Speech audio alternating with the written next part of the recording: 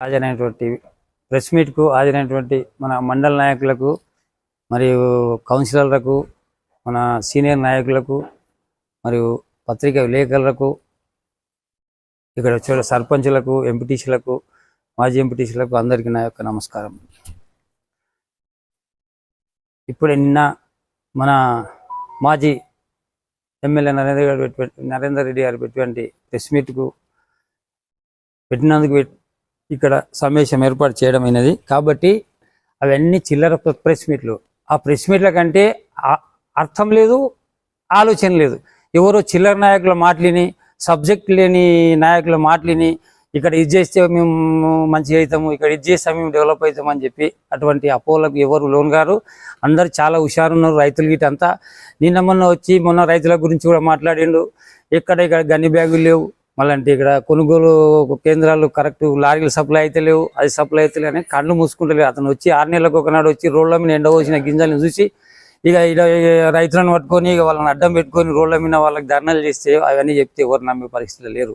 ఇప్పుడే ఇంతవరకు వడ్ల కొనుగోలు కూడా అన్ని గింజతోటి ఖరీదు చేస్తామని చెప్పి మన ముఖ్యమంత్రి ఆదేశాల మేరకు అన్ని విధాలా ఆదుకుంటున్నాం రైతుల్ని. ఇప్పటి వరకు 6 లక్షల క్వింటాలు మన కోడంగల్ నియోజకవర్గంలో 6 లక్షల క్వింటాలు ఖరీదు చేస్తామండి. మన కోడంగల్ నియోజకవర్గంలో భూమరేశ్వర మండల్ కానీ, దళితోబాద్ మండల్ కానీ, మన దుద్యాల మండల్ కానీ, కోడంగల్ మండల్ కానీ, దళితోబాద్ మండల్ కానీ. ఎందుకంటే ఈసారి చాలా ఎక్కువ ధాన్యం అయింది. ఎందుకంటే మనకు వరి ధాన్యము ఎక్కువైనందుకు మనకు జర రోడ్ల మీద వర్షాలు కూడా ఈసారి ముందే వచ్చినాయి కాబట్టి కొద్దిగా ఆలస్యం అయింది. కాబట్టి ఎలాంటి రైతులకు నష్టం జరుగుతలేదు. ఇప్పటికీ 3 లక్షల వడ్ల ధాన్యము బాపల్లి గౌరారం మిల్లులకు ఖరీదు చేసుకోమైంది. 3 లక్షల ధాన్యం ఇక్కడ మనకు కూడా 3,50,000 ధాన్యము మన కోడంగల్ మిల్లులో ఆల్రెడీ ఖరీదు చేసుకోమైంది. ఇప్పటి వరకు 6,50,000 క్వింటాల వడ్లు ఖరీదు చేసుకోమైతే ఏడాక ఇది లేదు అది లేదు. ఇప్పటి వరకు 70% అయిపోయినాయి, 30% మాత్రం మిగిలినాయి. మన గన్ని బ్యాగ్స్ కూడా ఇప్పటి వరకు 12 లక్షలు సరఫరా చేసుకోవడం జరిగింది మన మండలాలకు. కానీ అది లేదు ఇది అని చెప్పి మంది రైతులను మోసపోయి వాళ్ళ ముందర కూర్చొని ఫోటోలు దిగినంత మాత్రాన ఇక్కడ మన రేవంత్ రెడ్డి నియోజకవర్గం అంటే ఇది కంచుకోట. నీవు ఈ కంచుకోటలు వచ్చి నువ్వేం చేయలేవు, ఇక ముందలు కూడా నీదేం నడవది. కాబట్టి రైతులను అడ్డం పెట్టుకొని ఏదో ఏషాలు వేసినంత మాత్రాన నీదేం నడవది. కాబట్టి ఇంతకుముందు వడ్లకు కొనుగోలు చేసిండ్రు. ఎట్లా చేసిండ్రు వాళ్ళు? టీఆర్ఎస్ 10 ఏళ్ళ ప్రభుత్వంలో అంటే ఎక్కడ రైతు వేదికలు ఉంటాయో అక్కడ నింపి మళ్ళీ మిల్లులకు కూడా సప్లై అన్ని ఎక్కడ ప్యాక్ చేసినందుకు రైతులకు జర ఇబ్బంది లేదని రైతులు ఖుషిపడుతున్నారు. అంతే తప్ప రైతులు నింపిన ధాన్యము గవర్నమెంట్కు అమ్మకం జరగలేదు. మొత్తం ఎక్కడ ధాన్యం అక్కడ అమ్మి రైతులు మొత్తం గవర్నమెంట్ పైసలన్నీ కాజేసిండ్రు ఎమ్మెల్యేలు. ఏ రైతు వేదికలు ఉన్న వడ్లన్నీ లీడర్లతో కుమ్మక్కై మొత్తం రైతుల ధాన్యం రైతు వేదిక వడ్లు అమ్మి 1 రూపాయి లేకుండా వాళ్ళే చిక్కింది. గవర్నమెంట్కి ఎలాంటి రూపాయి కట్టలేరు. నేను దాన్ని పూరా మొత్తం డేటాతో నేను తీస్తా. ఒక్క రైతు వేదికల ఉన్న వడ్ల ధాన్యము గవర్నమెంట్ గోయలేరు, లీడర్లే తిన్నారు, టీఆర్ఎస్ నాయకులే తిన్నారు.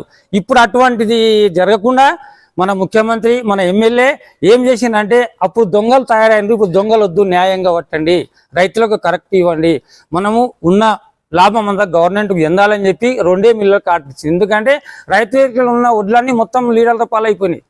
రైతులకు పైసలు పడ్డాయి కానీ వడ్ల పైసలన్నీ అంటాయి. రైతులకు గోదలన్నీ ఖాళీ ఉన్నాయి. ఇప్పుడు రైతు వేదికల బియ్యం వడ్లున్నాయి లేవు, పైసలు ఎక్కడ పోయినాయి? మరి గవర్నమెంట్కి అందలేవు, మొత్తం టీఆర్ఎస్ నాయకుల జేబులకు పోయినాయి. అందుకే అటువంటి అవకతవకలు జరగకుండా ఖచ్చితంగా గవర్నమెంటే లాభపడాలని చెప్పి ఇప్పుడు 2 ఈ దళాల రాజ్యం తీసేసి కరెక్ట్ రైతుల ఖాతాకి పైసలు పడాలి అని చెప్పి 2 మిల్లులకి ఆదేశాలు ఇచ్చిండు. మళ్ళీ అతి త్వరలోనే మొన్న కలెక్టర్ వచ్చి మన సీఎం ఆదేశాల మేరకు 5 గోదాలు దళితాబాద్ ఒకటి, కోడంగల్ ఒకటి, భూమరేశ్వర్ ఒకటి స్పాట్లో వచ్చి మొత్తం వల్ల అన్ని నింపకం జరిగింది. రైతులు ఎక్కడ వాళ్ళు అక్కడ బియ్యం వడ్లు కూడా అన్ని అయిపోయినాయి, 30% మిగిలినాయి. ఇప్పుడు ముందు కూడా ఒక్క గింజ నానింది కూడా తీసుకోమన్నాడు మన సీఎం గారు. రైతులు ఎలాంటి భయపడిన అవసరం లేదు. ఖచ్చితంగా లాస్ట్ గింజ నానింద వరకు వడ్లు ఖరీదు చేయడం జరుగుతుంది. మాకు సీఎం గారు ఆదేశాల మేరకు కలెక్టర్లు కానీ, ట్రాన్స్పోర్టర్లు కానీ ఆల్ డిపార్ట్మెంట్లు వచ్చి మన కోడంగల్లో నిఘా చేసిండ్రు. ఎవ్వరికి కూడా ఎలాంటి లోటు జరుగుతలేరు. లారీలకు ఎక్కడ ఉంటే కూడా అప్పటికప్పుడు స్పాట్లో బట్టి గోదాలు నింపుతున్నారు. ఊరికే వచ్చి అనవసరం మాట్లాడి ఇవన్నీ రైతులకు ఇది అవుతున్నది అవుతుందని చెప్పి కళ్ళబొల్లి మాటలు బంద్ చేసి కరెక్ట్ మీరు మీ పద్ధతిలో మీరు పనిచేసుకోండి. మీరు కూడా ఎడ గెలిచినారు, సర్పంచులంతా మా వాళ్ళు అసమ్మతులకు గెలిచినారు. మీ అన్ని దొంగ ముచ్చట్లు బంద్ చేసి నిజాయితీగా పాలించండి. నిజాయితీగా పాలన చేసే ప్రజలు అప్పుడే మంచిగా ఆదరిస్తారు. ఇటువంటి బుద్ధులు బంద్ చేసి ఈ ధర్నాలు ఈ ప్రెస్ మీట్లు ఏ పెట్టినా మిమ్మల్ని నమ్మరు. ఇవన్నీ బంద్ చేసి మంచిగా నిజాయితీగా ఇక 10 ఏళ్ల నుంచి మన టీఆర్ఎస్ ప్రభుత్వం 10 ఏళ్ల నుంచి పాలన చేసింది. 10 ఏళ్ల నుంచి పాలన చేసి ఎంత డెవలప్ చేసింది మనకు కొడంగల్ నియోజకవర్గానికి? 10 ఏళ్ల నుంచి పెడితే 10,000 కోట్లు మాత్రమే. 10,000 కోట్లు మాత్రమే మన నియోజకవర్గం సీఎం మన నరేంద్ర రెడ్డి ముఖ్యమంత్రి. ఇప్పుడు 30 నెలలు ఎంత చేసిండు? 20,000 కోట్ల డెవలప్మెంట్ గురించి మన సార్ ఇచ్చింది. ఎవరికైనా కనిపిస్తున్నదా? డెవలప్మెంట్ కనిపిస్తలే? వీళ్ళు చెప్తే ఎవరైనా నమ్ముతారా? నమ్మే పరిస్థితులు ఎవరు. 30 నెలలు ఎక్కడ ఆయా, 10 ఏళ్ళు ఎక్కడ ఆయా? ఇంకా ముందు చాలా డెవలప్ అయ్యాయి. కాబట్టి మా పత్రికా విలేకరులు కూడా ఏం డెవలప్ గురించో క్లుప్తంగా రాయండి, ప్రజలకు మంచిగా అందించండి. అంతా చదువుకుంటారు, ప్రజల లోపలికి తీసుకుపోవాలి. మీరు కూడా సహకారం చేసే వంతు మీద ఉంది, మేము కూడా అందిస్తున్నాము. కాబట్టి ఇటువంటి ప్రెస్ మీట్కి అందరికీ వచ్చినందుకు అందరికీ నా యొక్క ధన్యవాదాలు.